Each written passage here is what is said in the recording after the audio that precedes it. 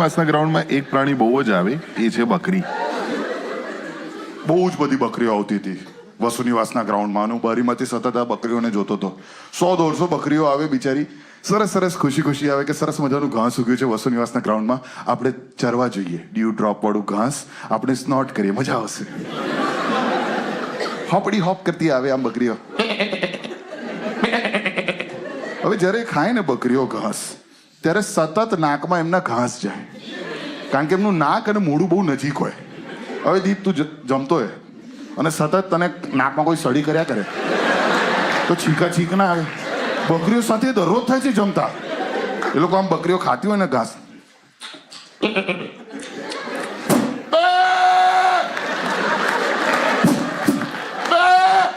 શાંતિ રાખ તું બકરી પ્લીઝ. અને આને શાંત કરવા માટે એક આલ્ફા સિગ્મા બકરો આવે મોટો. 200 બકરીઓ વચ્ચે એક બકરો હોય જેને અહીંયા ઘૂંટણ સુધી લબડતા હોય. વાળ હેરી બકરો હોય ને, અને અલગ રીતે બકરીઓને કામ ડાઉન કરે.